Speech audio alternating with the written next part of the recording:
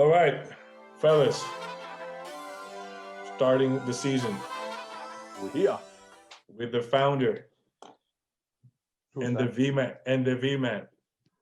Look at that gear. Look at that merch. Looking beautiful, man. Oh, I look quite angelical, all white today. Yeah, that's cool, man. So, guys, a lot has happened since we first went on break before the summer. We have now the NBA is on the finals, going to game 6, surprisingly. Minor League Baseball, it's in the playoffs with they obviously had to introduce a new format, and there's a lot of talk around it may be something that would stay for the future, like expanded playoffs for baseball. That was great.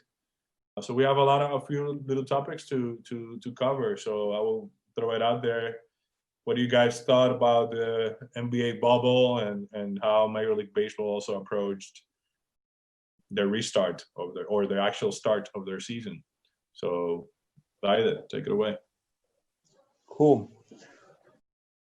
I mean, I think that the ball worked.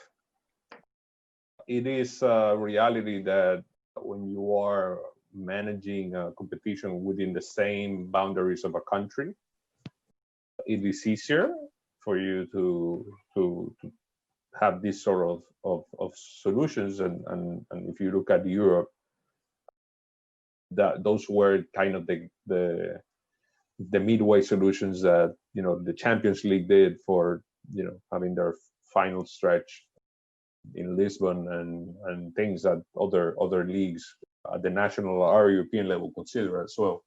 But in the case of the bubble, it worked. I suppose that not at a low expense.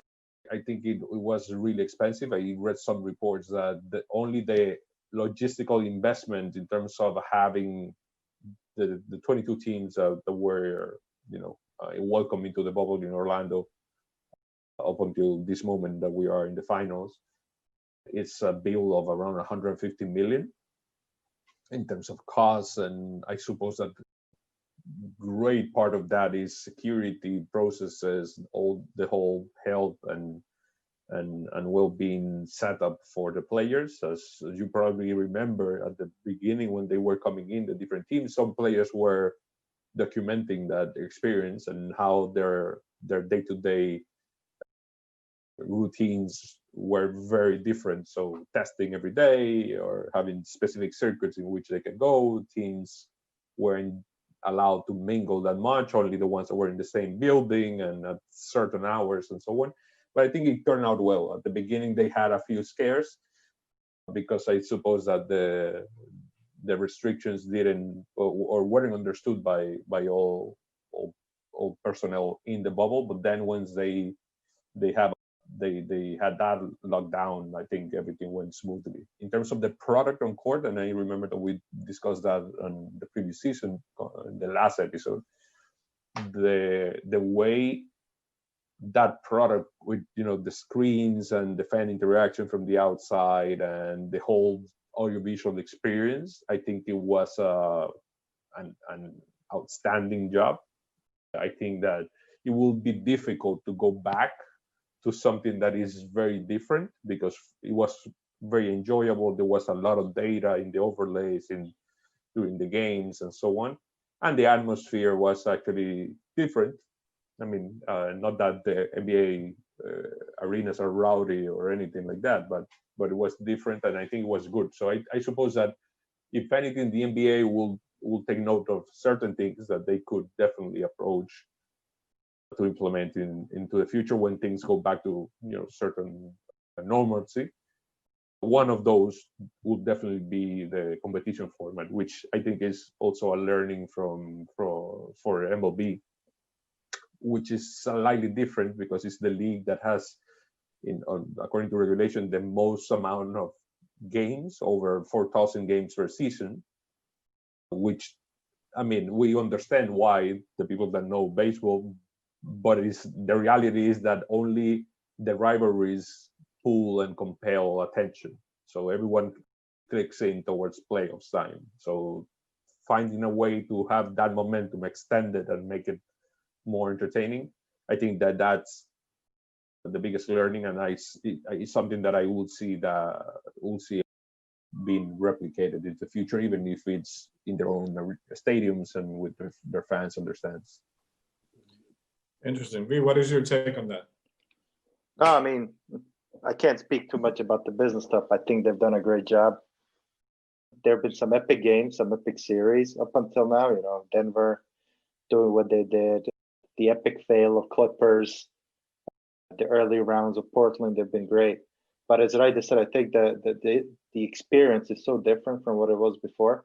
I mean, my wife was watching some of the games with me, and she's like, "This feels like they're playing it in an open gym. It's like pickup ball." Yeah, that's kind of what was most interesting for me. But for me as well, it was the quick turnaround that they made with these new interactions and the fan, and how that's become a thing. Like, I go on Instagram and I see, oh, you know, Mickey Mouse was in the crowd the other night, or Paul Gasol with his newborn daughter. And these things, I think, they've helped definitely with making it more enjoyable, even though it's not the exact experience. But I'm glad that it happened. I'm watching as many games as I could. MLB wise, I think playoffs have been an interesting format. They would need to change something, specifically because they've had like games back to back to back to back. Either, you know, bullpens need to get bigger or something along those lines, or they need to space it a bit more. But it's definitely been more crazier. You know, it's similar to, you know, before you had these games that would be 7-game series, and they've had the wild card series that were 3. So I really like that. I think that they probably should stay with this. But how do you make that work in addition to a 162-game season? That's the tough part, because if everything stays normal and they play 162 games plus this expanded playoffs, then we would be seeing the last game of the playoffs somewhere in November, mid-November, if it gets that far. And then, you know, baseball in November is kind of hard to play. In some places, yeah, for sure. Depending in some places, which actually could be a different learning, probably. I mean, not to take away the glory of playoff baseball and a championship to the guys in their own stadium, but you could play a final in a neutral stadium or go to the south. Yeah. I mean, that could be it. Or before you jump in, or what you just mentioned before, I think that one of the biggest adaptations that you might see in the future, and this has been discussed way before COVID, was the expansion of the roster, that not only for playoffs, so a 40-man roster throughout the season, and the elimination of or the addition of designated hitters in the National League, so you don't have that disparity between both leagues, and I make it more to protect the players more, which is the underlying conversation of all these modifications. Yeah. I think when it comes about my take on the NBA and the bubble in general, I like you guys. I also believe it worked. It was interesting to see the different angles that they introduced. Obviously, the lack of audience on the court allowed for some of that. And I know, and I've read that they are looking into ways of incorporating these type of angles. A lot of people have said on social media how it resembles even to playing a video game, and that, yeah, exactly, and that also kept. I know, at least for me, it kept me engaged. I also watched a lot of the games, since they had games at early times on Eastern time, and I could catch them at a decent time here in Europe. So I think it worked. Obviously, you've seen there's a lot of discussion about a certain dip on the ratings compared to previous year finals. But obviously, I think we've even mentioned this in one of our offline conversations, where it's quite unique what you have now, the colliding with, you know, the NFL, which has started, and college football in some conferences, which has started, and things like that. So, like, obviously there's a lot more divided attention in terms of how do you consume consuming sports. But I think the NBA is a perfect example of how you run an organization. You make good decisions with the consensus of all stakeholders, and they don't leave much for improvisation, which is, I think, good in situations like what we're living in. So that's as it comes to the NBA, and I would hope to see some, at least from the TV side, some of these things to stay as part of the game. That said, I'm glad that they were able to manage it because it helped them honor certain contracts and avoid, massive layoffs or whatever the case might have been. Obviously, there's still the big question mark of, are they going to be able to play in their stadiums, which is a big chunk of their revenue for the teams, and how that would work out for next season. So let's see. Let's wait and see what the whole situation is going to be. In terms of the Major League Baseball, which I also managed to catch a couple of games.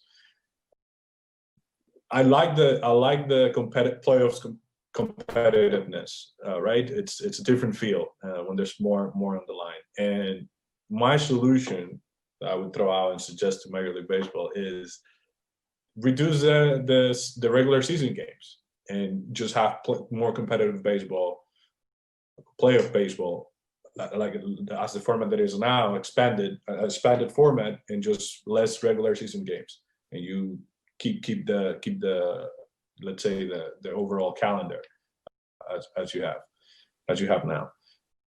And I think that's something that probably would revigorate the fandoms and the audience of baseball globally, if you have a lot more on the line than just some throwaway games. Because let's face it, and if you look back in the past few years, a lot of the games during the season are not even worthy to watch because it's just maybe coaches trying stuff and bringing very young guys up, which is important, of course, but it's not a game that you want to watch. It's not the big games, the big guys, the big stars playing and having something on the line for it. So I would love to see, and on the baseball side, I would love to see more playoff baseball, expanded format, less regular season games, and yeah, include the DH and all that in both in National League to protect the pitchers. And I actually think that it's a difficult equilibrium. I mean, now was a force of pandemic that force you to do things, but when you change the competition format, there's one probably the biggest question mark is how you affect the business, the day-to-day business. Mind you, that baseball is also the sport in the planet that takes more fans to the stands globally. So as a competition, no one tops them. A single baseball team could, like the Dodgers, I think they draw more than 4 million people throughout the season. That's a lot of money. And if you reduce regular season play, in effect, what you are saying, and I mean, we're talking about the Dodgers, which is a contender team, which they won't be that affected because of that, but because they will be playing playoff most certainly. But if you are not playing playoffs and you have a reduced amount of games in the regular season because of a format that benefits the contenders, you are harming the business or the sustainability of a lot of teams. How many teams go to playoffs? Right. It's half of the league. So that's a difficult equilibrium because a change in format needs to be a single undertaking by the 30 franchises. So I guess that the teams that don't have a good prospect of going to the playoffs will vote in favor. So that's why I see probably that if you look at that reality as well of how many teams go into playoffs in baseball and the others that remain outside of it, they are condensing a season in 6 months of competition. So probably you could argue, weather aside, that you could start a bit earlier and probably you could run a little bit later, not just in October, but full October, beginning of November, and try to find a way in which you can accommodate for that part. On the other hand, usually the American leagues used to try to avoid to collide with each other. and that's something that I came to test. Like actually, there was a day in September, which was the first day in history in which all of the 4 major leagues were playing. And I suppose that, to your point, that's the reason why there was a slightly dip in ratings. But that doesn't mean that is, that reduction or that dwindling of ratings is a bad sign for any one of their realities in terms of business. It's just, there's too much to watch and you pick your battle. I think it's in those terms, it's about time that Major League Baseball kind of review their model, especially since you had in the past 5 to 10 years quite a decline in fan interest in the game, and not only revise the model of your competition itself, but to revise the model of how teams are constructed and how the finances and all that around the league. If I'm not mistaken, might be, I think I was having this conversation with somebody where they said, like, in baseball, they get paid for the 162 games. So actually playoff baseball, it's not part of the contract of a player. Only like certain incentives that kick in from brands, not the teams itself. So when you say, well, you're reducing the amount of regular season games and the amount of revenue that you have, but if you're expanding the playoff pool, adding 2-4 teams, whatever the case may be, and saying we are just gonna take out a block of regular season games and the playoffs stay longer, and we're revising how you get paid and who gets what out of the revenue generated through the playoffs, I think that you have something there to work with. Because again, playoff baseball has high interest. But not all of the teams are there, and that's the problem. No, but that's sure. But not all the teams. Not all the teams. Go ahead.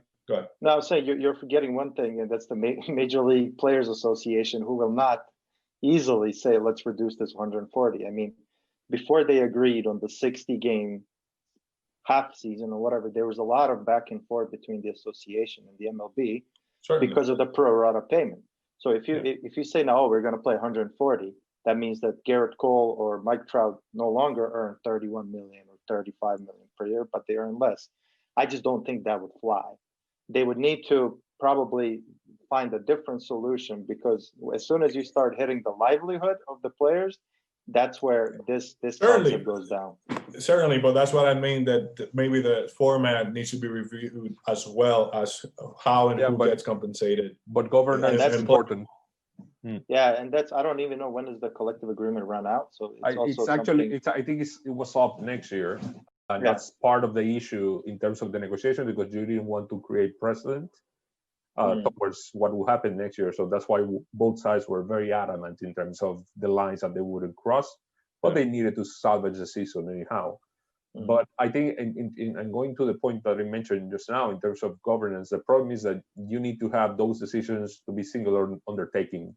And if you're talking about only baseball, there are teams that won't be to your logic, which is something that I could understand, that if you earn more for playoff baseball, the teams that go to the playoffs will demand more in terms of revenue, and probably that offsets what they lost in regular season. But that wouldn't be the case for the ones that don't go to playoff baseball. And the whole structure of MLB, the NBA, NHL, NFL, and MLS is predicated on balance and a level playing field.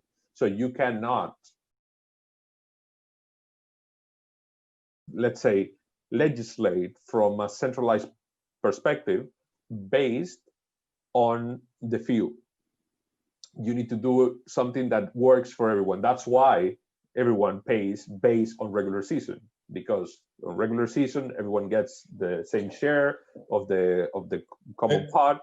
Each market then generates their own thing, and they can have their own budgets, but from starting level play field. If you start rewarding the playoff teams, you will create an imbalance that will lean towards certainly, and that's something that we talked about in one of the previous episodes on the first season, which is how contracts, especially for TV rights and so on, are so different from the other leagues, especially in baseball, because it's more of a regional structure, and teams kind of have more control of that. So I would assume that the rights for playoff baseball, it's even treated as a separate addendum in any contract, and it would have a different amount of value for like in the NBA, as you Yeah. saw, TNT just covered regular season. They haven't Exactly. covered.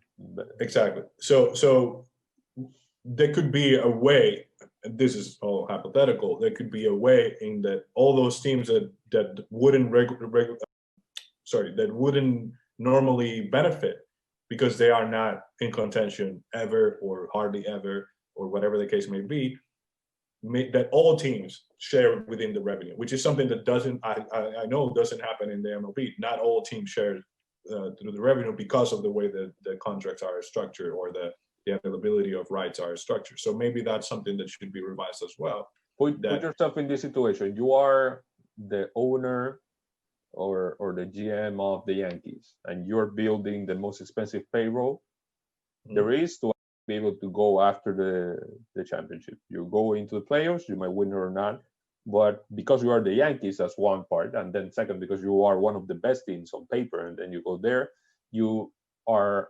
generating X amount of dollars. What happens if you're told that from X amount of dollars, you need to share a portion of that X with teams that don't qualify or don't have your brand stature or don't have, the vision or the ability to put up a team like that in the field? It happens in other sports.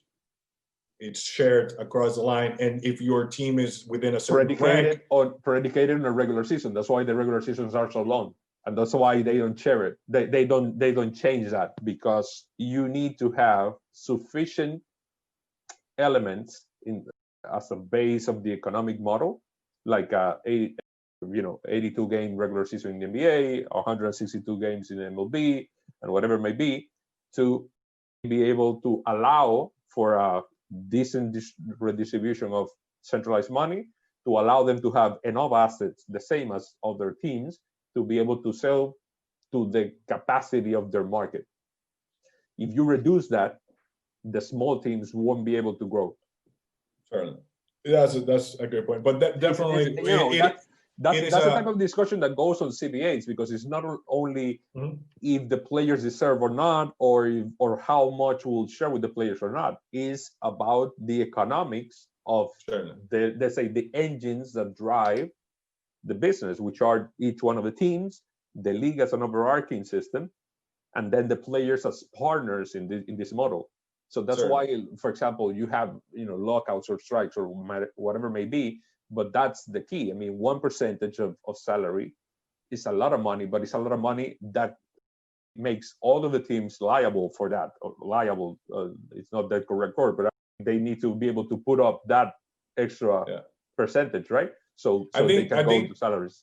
I think it's an interesting topic, hence why we are discussing it right now, because this has, as you mentioned, has forced a complete, new look into how things are being done. So we should expect changes in all major leagues. That's the pressure that you see here in Europe now. For example, this rumor that I've been hearing it 15 years now that I've been here.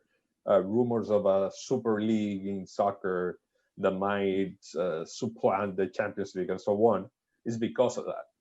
Because rightfully or not, the big teams think that they are sharing part of the revenue that they need to keep deservedly so. They are, let's say,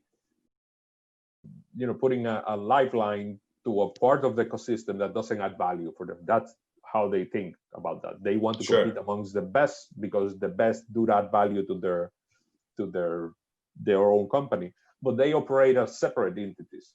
So, and then negotiations there are fairly, I would say, easier. It's not easy for the experiences that I've had and people that I know that is in charge of things like that.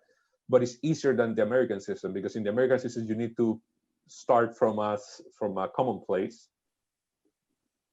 towards the bargaining table, right? But here, each club is a company on its own, so they decide if they want to receive that share or not. They threat, almost So you literally think- to leave national leagues or whatever. So you that happens think- a lot. So you think it's very likely that we would see in some time a league or a separate competition where you would have Madrid, Barcelona, Juventus, and Inter, or whomever else the other big club in Italy is, and the big clubs in the United Kingdom, and I definitely think so, but here it's not a free market. You have a lot of government pressure. You have a lot of politics, real life politics involved in football, especially. And, banking on that not happening.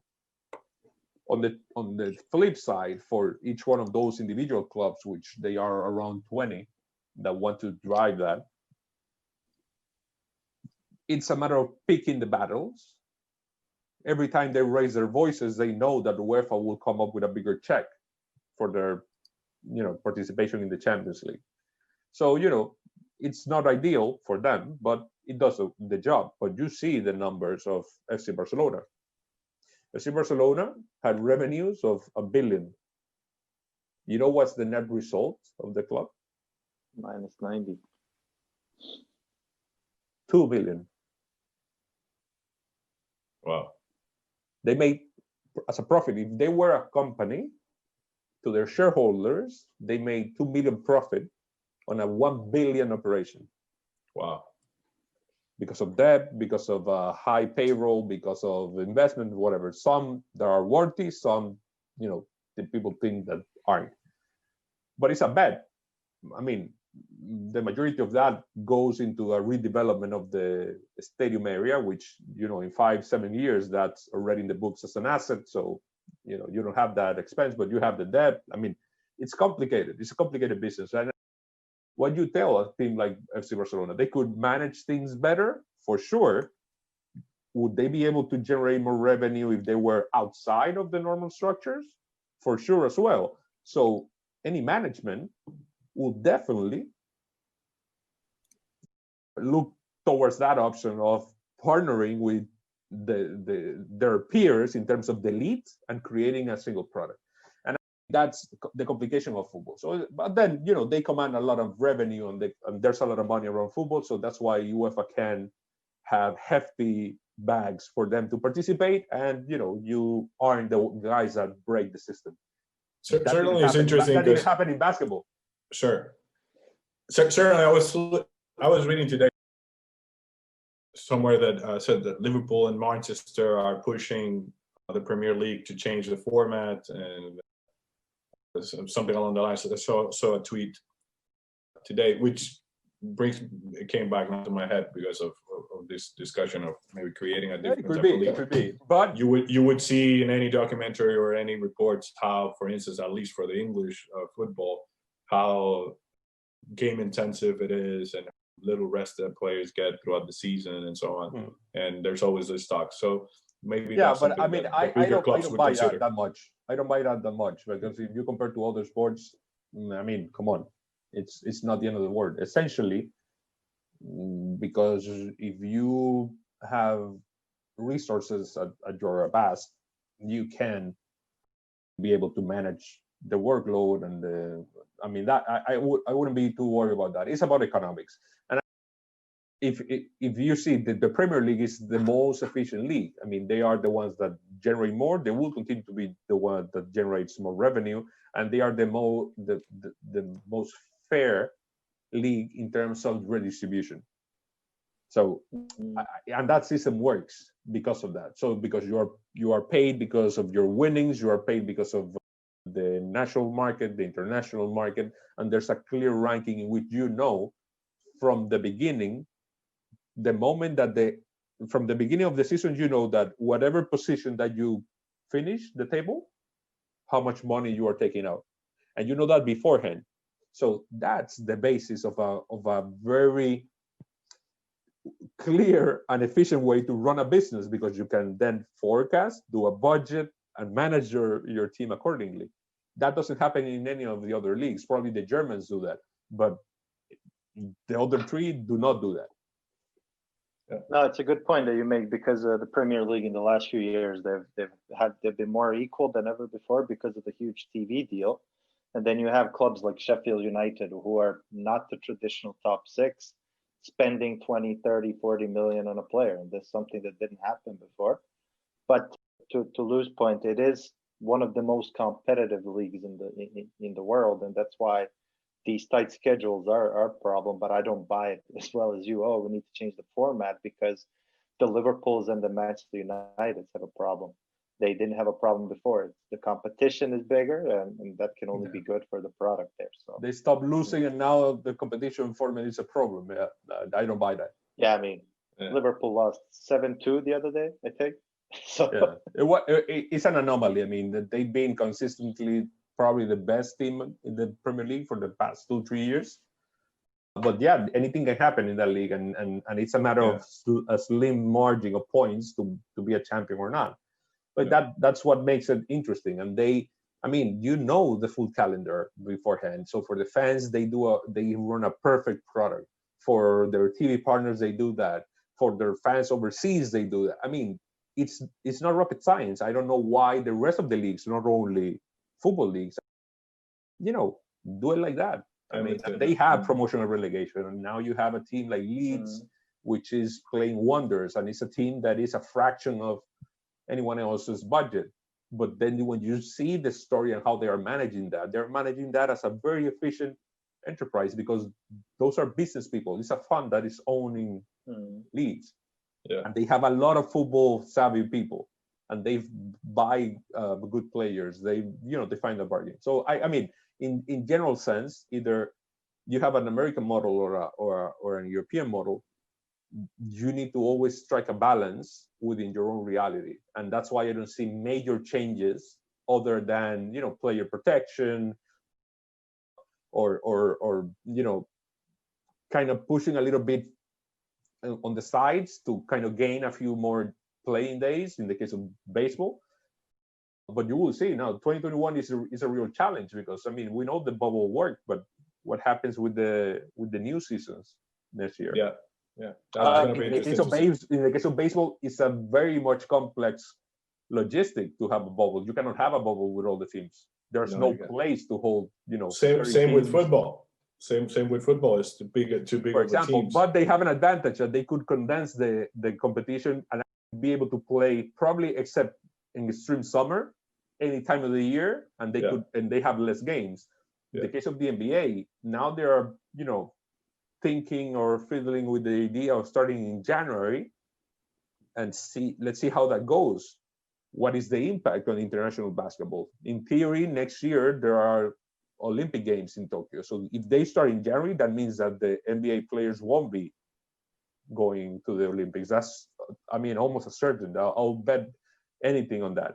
And I will bet that there will be no Olympics next year, and they just will postpone it to 24, and then everyone else will go after that to have a sensible decision and not to have craziness.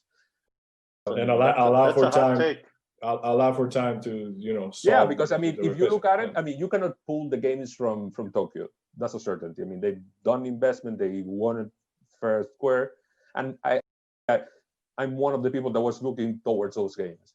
The reality is that what we're looking now in the world and the status of this pandemic is that next year won't be any different. So the reality is that what you need to do is then postpone everything and have the Tokyo games in 2024, then have the Paris game in 28, and then have the Los Angeles games in 32. That's what I will decide. And then what then the Olympics can do is that they work with their partners, with the TV set, and find a way to fill this whole time with activation, with content, at which they have the best library of content on the planet. And that's a very sensible solution, but at the same time, it's screwing over quite a few athletes that, of course, because time by passes age, on they you. had a shot. Yeah. Yeah. Fair So that's gonna be a tough one to swallow for that.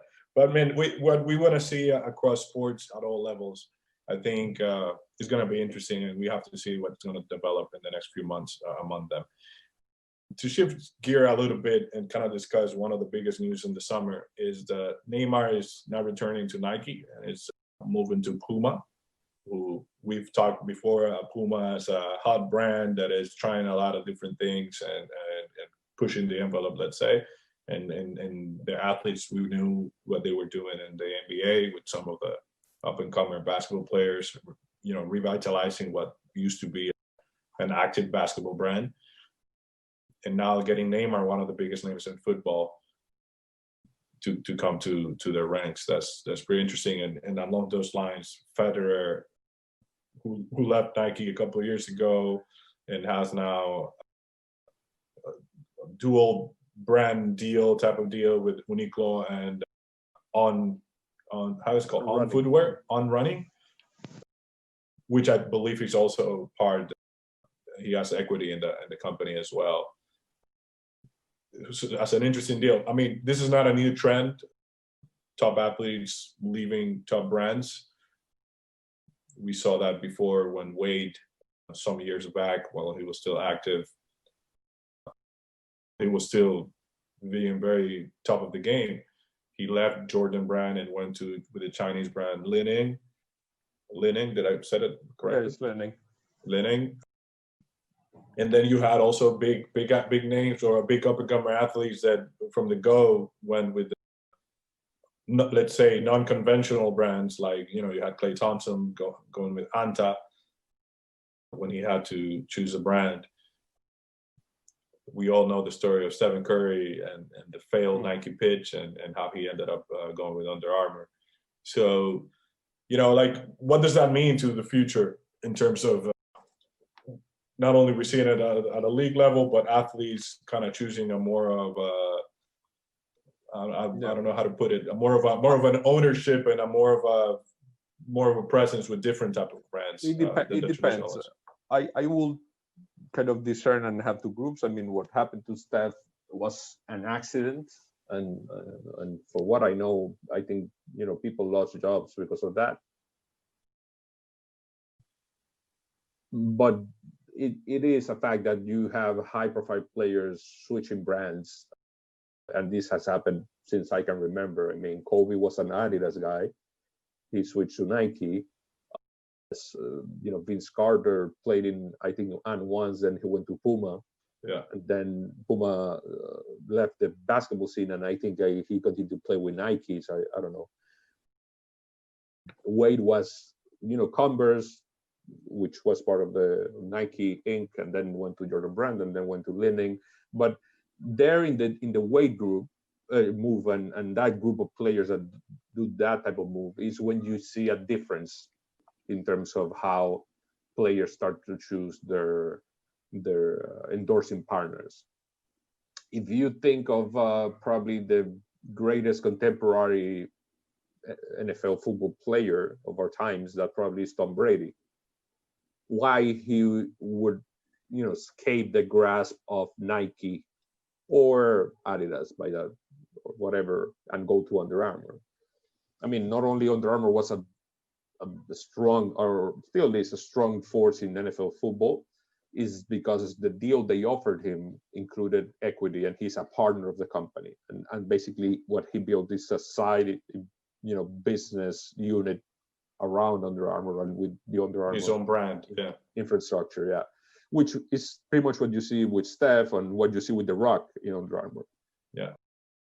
Another notable case not that long ago, it's Kawhi Leonard, which we'll discuss in this season, right? How he left. Also, I think it was Jordan Brand. Yeah. And signed with New Balance, but it's out of the appetite of doing something different. If you reach a certain level of stardom in which you are in top dollar, you're max salaries, and you are also a personality that could maximize marketing dollars, which is, not everyone has that capacity as well. You look for partnerships that are committed on the long run and building something that reflects your distinct personality. That might be, taking you in as a shareholder as part of your compensation, or taking you in as a creative source of, for that business unit that you're building, right? So the fact that Neymar has been, tagged by Puma, for me is, it's no surprise. For things that I know, that I can comment on, and for what is evident, I haven't seen in recent years a more on-brand partnership than this one of Neymar and Puma. Because what Puma wants to be, which is a very, very precise performance brand, which is how they were built 60, 70 years ago, a fashion and lifestyle force, I probably could see Russell Westbrook at that level that could marry those two concepts for a brand.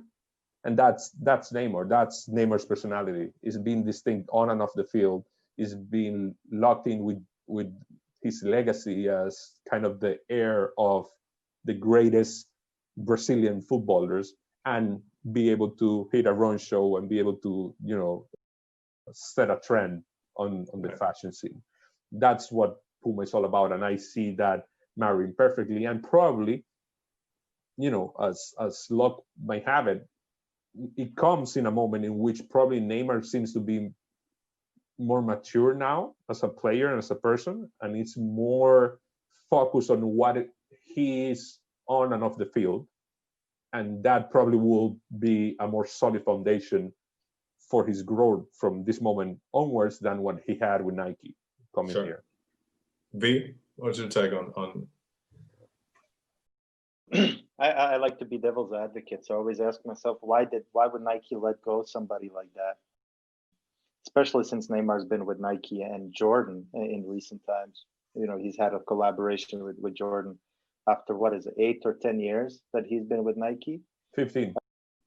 Well, there you go, 15. So you think about that, and then you think about the Nike roster when it comes to soccer players, and it's everybody now wants to become the next Cristiano Ronaldo, the CR7, and perhaps much in the same way that he's now in the shadow of another player on both PSG, he's now kind of in the shadow of Nike, at least my opinion. That's, Kylian Mbappe. He's in PSG, he's become, Neymar was supposed to be the number one star, but Mbappe has become, and perhaps for Nike, he also has become that number one. So it doesn't surprise me, but I always like to ask myself, why would somebody like Nike let a player like that after so much time go? And perhaps they realizing that they can get more with Mbappe there than they could with Neymar, who is. It could be said also, if you look at it, I think it's made it very on brand for Nike. I mean, Federer leaving Nike also after, I think it was almost 20 years with the brand. 20 years. It's to that. And mind you, Federer, even though he hasn't won as much lately, he's still going to finals consistently. So it's not like you're losing that. But it's not exposure. About winning, at that point, exactly. That's what I wanted to get to. That it becomes maybe at a point where it's not about winning, and it's also more of a, in my eyes, is more of a how you call it, like not relevant. How do you call it? Relevo. Renovation. A renovation of your stock, let's say, and you go, well, now you have very, very good up and comer. At least on tennis, you have on the female side, very strong. Obviously, you keep Serena, which is your is the GOAT, and you that's your center, and then you have the next generation that is coming along, and on the male side, you do the same. So for football, like you just said, not only on the game side, Neymar kind of lost his hot in a way to Mbappe, but at the same time, for the brand, it becomes more of like a bet on the up and comer and letting go this long relationship. Of course, we don't know the ins and outs of these conversations, but it becomes more of a known brand as something that they have done with other big names within their stable. I think that these things tend to be complex, but at the same time very very simple in terms of if you're following a business strategy or not. It has been said that relationships as well, in terms of the friction that you might have or accumulate over a 15-year period, that's something that I've seen happen with other players as well, with Nike, with Adidas, with Puma, with whomever. It tends to happen. I mean, you start to diverge in terms of the notion of how players need to be. People change. People, you have different people managing these brands. Yeah, that's a part of it. So. I mean, I think the first sign, and I was talking to someone that I have high respect for in the industry. I will name him. This was announced like almost a month from now that we're recording this, but Nike's global campaign, "You Can Stop Us," I think it was called, that had all of their major stars globally. If you look at it, you don't see Neymar. That was shot and released prior to the news coming out, or even the rumors coming out. You could see a glimpse of Neymar celebrating with Mbappe, or at least someone dressed with Neymar's kit celebrating with Mbappe, but it wasn't Neymar. So that's the first thing that you pick up when you're in the trade, in terms of something is out there. And it's Neymar is arguably one of the biggest football stars you have. So yeah, why won't you use that? So that tells me that this decision or this breakout was decided, or at least very clear, at least on Nike side, for a while, because these campaigns are not done overnight.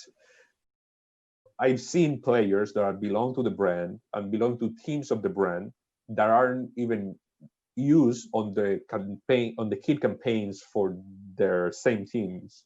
So that I always tell people, and especially agents that work with players, that you can measure very easily the interest that a brand has in your player by the amount of looks and exposure that they give you in their campaigns.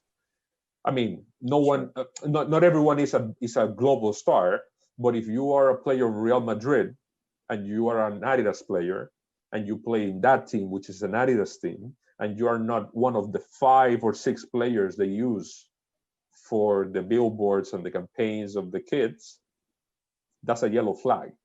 Yeah. You need to start asking questions in terms of why. Is this the partner that I want? Probably it's because you are not the only Adidas player that is part of Real Madrid, and you are the 7th in terms of category.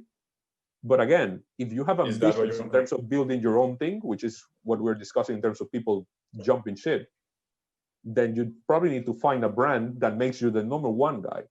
And this is a part of the strategy that is important to understand for the brands. So for Puma, not only in the global sense of what Neymar means, it's important to have Neymar, which is top 3 soccer player in the world, full stop.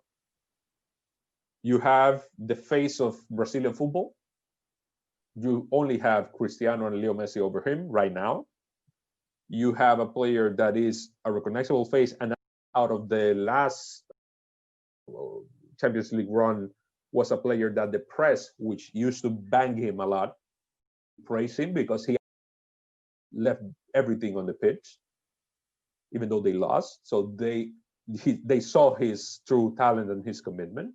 He's a guy that has that polarizing figure, which, there's an old advertising adage that say that, there's no such thing as bad publicity.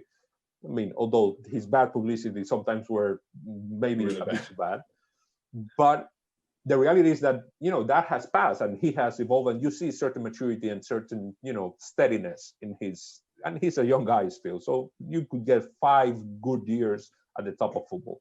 But the reality is that everything considered, that's big.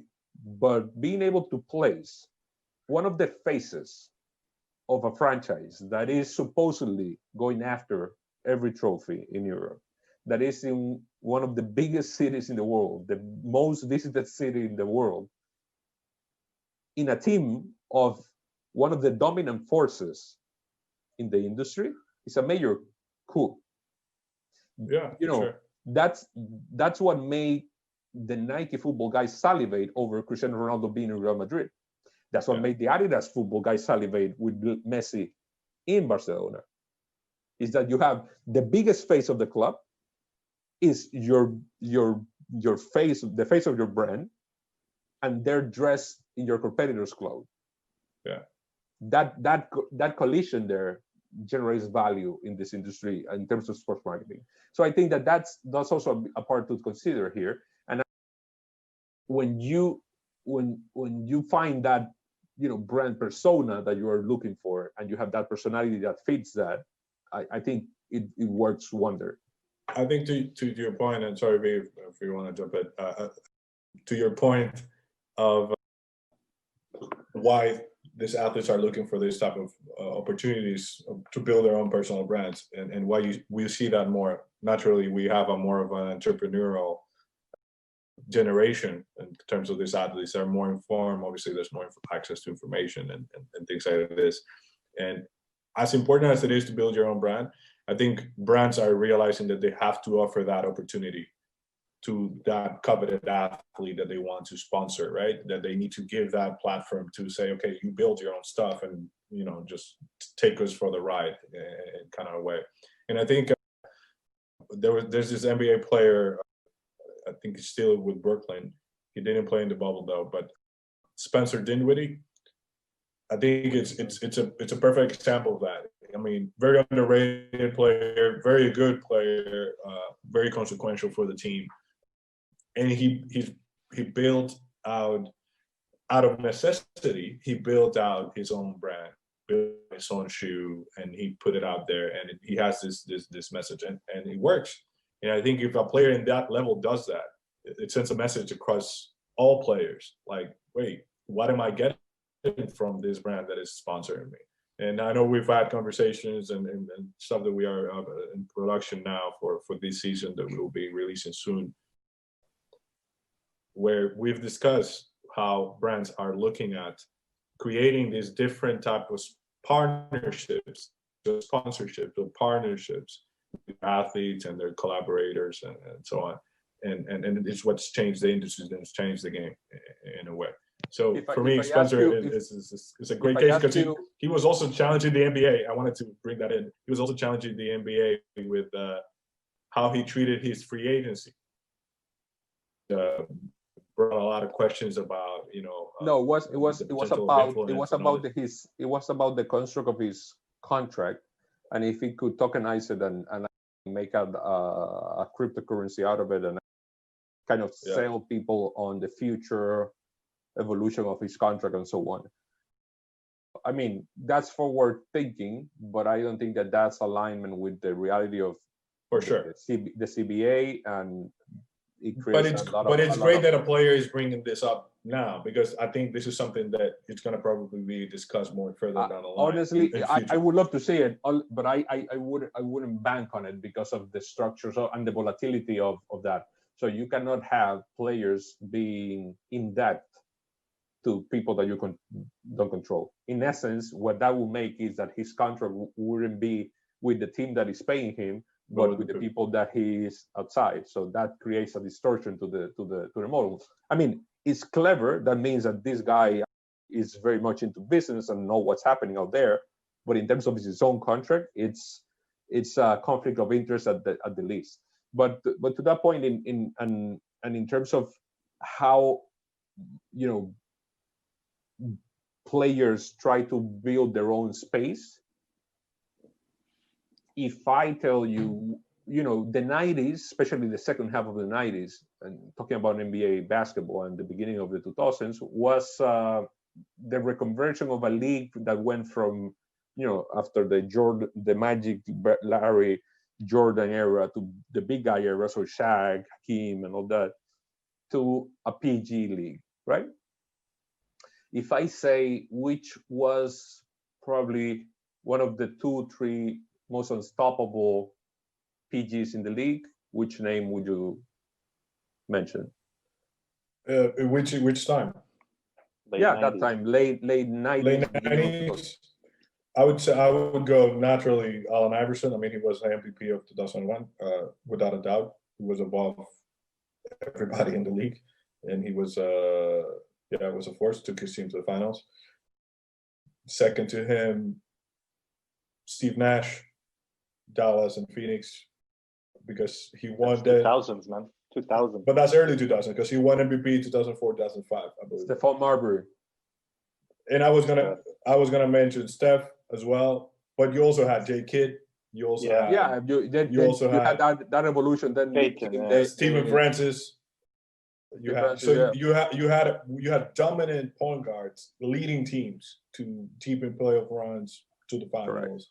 But the difference maker was, to the point of sports marketing, Stephon Marbury was, to my recollection, the first player that went outside the norm. I mean, he went very early in his career to China, and his, other than Yao Ming there, is Stephon Marbury in terms of God stature. And he was the first guy that I have recollection of that created his own shoe. Yeah, Starbury. Yeah. To be able, I mean, I'm not entering into taste and if I will buy it or whatever, but he did create that shoe and was a response to what he considered the overly commercialization and commoditization of sneakers. And especially thinking about the inner city kids that at that time in the 90s, there were real security issues trouble. I think the premise also was selling their shoes were worth, I think, $25. It was correct. That's the thing. Like so it was affordable for everyone to have kind of the hip shoe in the streets, and so you don't have people killing each other for shoes, right?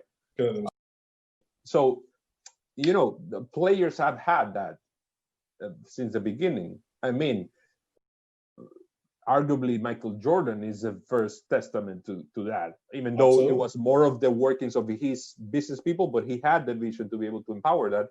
Up until now, I mean, there are people that say, what could happen if that agreement comes to an end?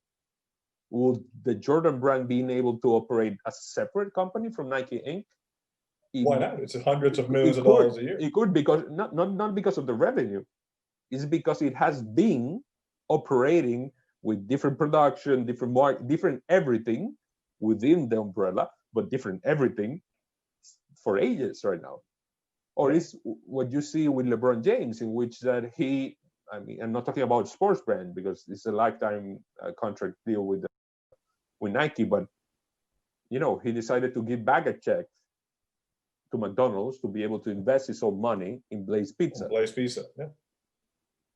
And that has tripled. And we've discussed this about athletes using their platforms and taking advantage of their exposure and building their own conglomerates, let's say, building their own their own. I don't even know how to put it, like their own enterprises around. I have a voice, and these are the things that I'm interested in, and building several top businesses around that and supporting it by being in the spotlight. And I think that's the interesting part about where sports is today. And naturally, now with the change with this pandemic and see how the leagues are responding to it, and obviously how athletes will accommodate the changes that will naturally have to come up. So I think that's very interesting. I know that Rayde, you wanted to talk about some of the latest campaigns that are out there and that have impacted you. So what are those? I mean, there has been plenty. There has been plenty, especially out of this situation. Probably in certain moments, probably a bit too much. Although I think that what you could see is the connection to the humanity of everything. So it's about not only the product, but we were sharing and discussing Steve Jobs, fragment of like 30 years, 40 years ago, about talking about marketing and how they need to market, and it kind of resonated with this process in which, nowadays, what you try to build is a sense of belonging for the people. I mean, the product needs to be right. It needs to work. It needs to have a function. The form, needs to work for something. But in terms of the marketing and making people choose you as a brand, I think it's about the meaning and the values that you convey. And Steve Jobs was referring to that in that video that Nike. And it's funny that was his first thought in terms of explaining this, which he in several occasions has been published. He kind of trashed them because of the multiplicity of product and the kind of their product strategy was all over the place, right? But in terms of marketing, he praised them because Nike never focuses on the product per se, on the tech part of the product. They focus on what the brand means or what the brand empowers you to do and so on. And you could see that in the recent Nike campaigns in recent years. Other things that caught my eye, which weren't of sport, was the two latest campaigns of McDonald's, which was in turn focused on a specific product, actually the menus. And they had something which for me was interesting, which they did a deal with Travis Scott to have the Travis Scott menu or some sort. The backstory is kind of, the meals that these guys like or something like that. There was a menu that seems to be kind of stock options, but what Travis will pick, and that's kind of the campaign meal. And they did the same thing with J Balvin for the Latin segment of the US, or were US based campaigns only. What sparked my interest there is that they equated, they split the, I wouldn't say split the market, because I think that precisely they tried to do the opposite, but they equated Travis Scott and J Balvin as the absolute trendsetters in terms of culture and in terms of what means to be, I would say, young, but basically alive right now in terms of what are the aspirations, what are the expressions of self-identity and so on globally, but especially for the US. And they kind of done that campaign, which if I think of it, I see it as a two-sided coin in terms of things that everyone can relate. I think that everyone that is in that age segment can relate to both artists, regardless if one is a Latin artist or the other one is a trap star.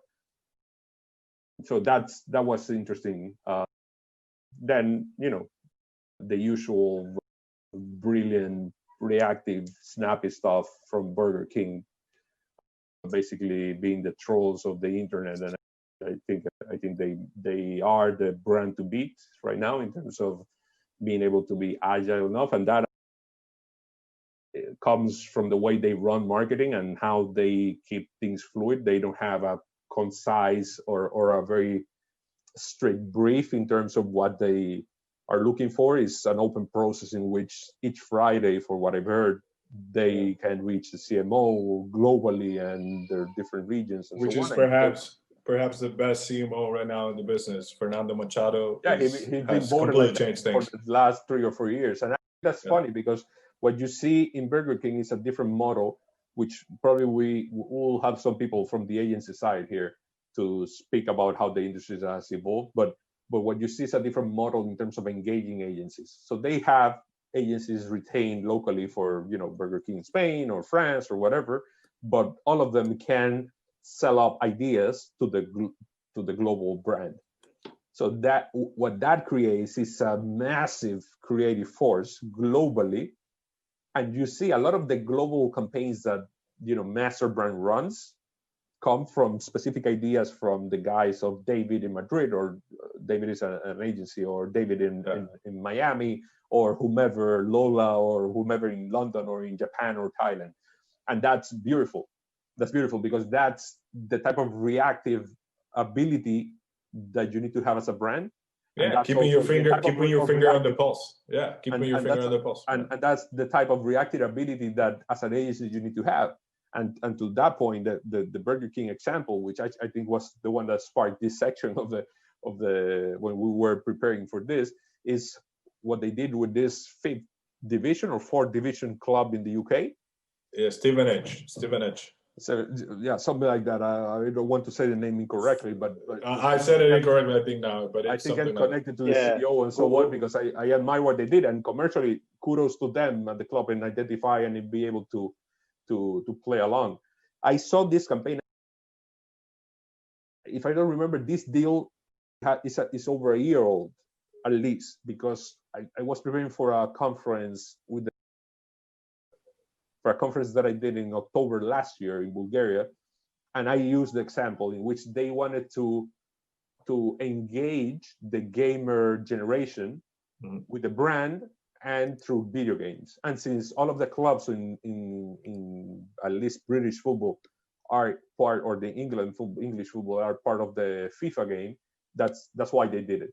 But how they activated that is what sparked what happened and went viral a couple of weeks ago. That was that they had the gamers, kind of compete and sign all these players, the good players in the game, playing in that level, in that team, dressed with the kid that has the brand in it, and generating content and highlights of it. So that the amount of free exposure is amazing. And that's a great testament to what I consider and what many consider great marketing, which is also it's not the immediate satisfaction of this to prove that this worked or whatever. It's having the patience to let an idea play out, and a well-crafted idea at that, to let it play out and to execute it correctly. And they got at least in 1 year 2 banks at the beginning, because it was the first football, not the first one, but a highly noticeable football sponsorship on a very low level division, which goes against the conventions that people in the sports industry have, that they sell, I'm the biggest football club, I am in the biggest league, and I can give you as much eyeballs as you want. That's not what big brands are looking for. I mean, there are brands that us in sports need to pay for us to be able to share that brand equity with them. Coca-Cola, Burger King, McDonald's, Visa. I mean, the big brands, they don't need us. What they need for us is tools to be able to engage. And I think that's something that I see in with the clients that I work and the teams that I work with.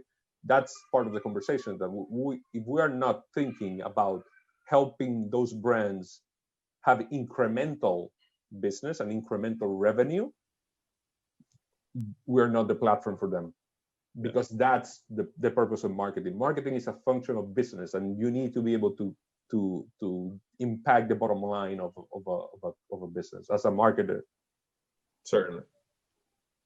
Anything out there that has caught your eye, motivated you, inspired you? I mean, we watch probably different advertisements and stuff, but one of the coolest things I saw is obviously not related to sports anyway, but since we're talking about it, Patagonia, the brand, the outwear brand, they stitched into their, size tags, labels. Yeah, vote those assholes out, which I thought was perfectly on point as to who they stand for as a brand. And to be those type of things, when it hits the sweet spot where the brands and the product come together for something that they stand for, to me, that was quite nice.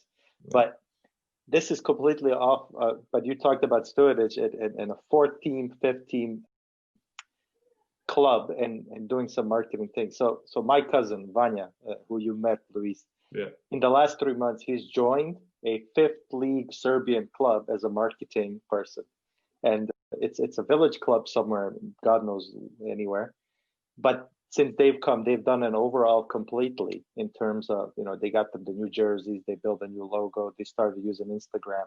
And it, to me, just shows what Rayde was talking about, what a power of marketing is to engage, a dirt poor club, and they now have a community full of people that are coming to games only in 3 months, just because you did a little bit of promotion or you hit the spot for these guys. And I thought that was quite cool. I'm following him quite. I'm a big fan of Vanya for sure. Like, that I love that dude. Yeah, they have massive plans. They want to go to the 4th league when they can get better sponsorships, and 3rd league, and it's just a cool project. That it's also from a marketing point of view. Like, how can I help you come up with these wacky ideas? It's a perfect playfield, blank canvas to go nuts and try out these things. So that's why I was Burger King. Maybe I'll reach out to it's smart. Cevapcici place. So we're talking to the right guy, because this is his partnership guy, Rayde. So the founder. I mean, I what I excel isn't impossible. I mean, I used to joke a lot at the EuroLeague, but I put numbers on the board as well. But it's about creating things that differentiate yourself, and that put you in that spot to have incremental impact. If not, if we are going to do the same thing that the other basketball league is doing, or doing the same thing as the other football league or football club is doing, we are not providing anything that is of worth to the brands. And that's how you get, small deals or not even looks or responses for it. And that's what you need to try to build. And a big part of that is the creativity process, but the other part is to be able to dive and dwell on the data and be able to find the things that you have in common with that brand that can put you in front of their audience that they need, right?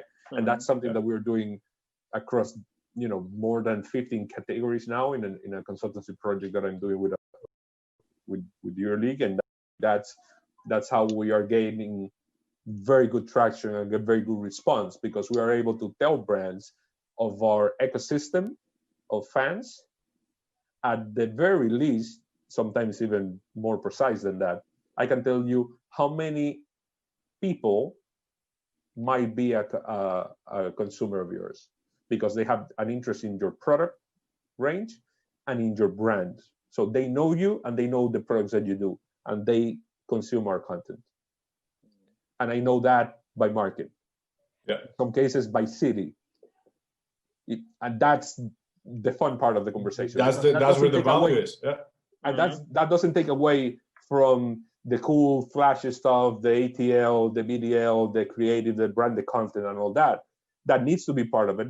But when you have that other part of it, is when you have a very seamless strategy that takes all of those traditional assets and are able to function towards helping those businesses thrive. And some of those businesses, because we are after global brands that do very well, what they want from you is not something that is average and they say it's a good to have. That's not what they're looking for. They're looking for incremental business. That's the function of a marketer. When you talk to a CMO, he's a CMO because he's part of the C-suite, which is where the whole business strategy is being constructed and executed. And you need to understand their business in order to be able to sell them effective partnership. And this is something that I've been living by my whole career. And it works. It works. Sometimes it's harder. Sometimes you win. The majority of the time you lose. But when you hit it, you hit it hard. Yeah. I think with that, that's perfect to kind of wrap it up for today. I think it's clear what marketing or what good marketing really is supposed to be, and it's that tool to not only add that value, but that real value to your bottom line as a business. And that's why we're in it, right? So guys, I think this was awesome. Talk about what we have in store for this season, man. Yes, we should. Yes, we kind of change a little bit the format, how we produce things, the delivery. For sure. The format of the programs. I mean, there's a lot to tell, man. For sure, there's a lot of stuff to tell, but I think it's better just to show than just to talk about it. Come on, man. But we have very good episodes coming up. at least on this first block of the second season. We have very good interviews. Should I say it? I want to kind of keep it like leave it as a surprise, but okay, you want to tell us. So what we do now, what we're doing video too. We're doing video. So that makes us to step up our our apparel game, our hat game at least, because that's the part that we're showing. Has the setup. We will have evidently the audio in all the podcast platforms available there. Yeah. And what we have centered is to talk to people that not only their life stories are of interest, but that they are, aces in this industry from different point of view, from companies, from brands, from agencies, and we'll have conversations with everyone within our network, and that's going to be kind of the core of this new edition of Intersections, and kind of the format in which we'll carry on towards the future. Absolutely. So there you go. That's how you introduce your new season. So there you go. The founder took care of that part and relieved me of that one. I think I'm a marketer. I mean, if I cannot do that, unplug. There you go. So that's it, and that's it for today. And we will catch you on the next one. Peace. Peace.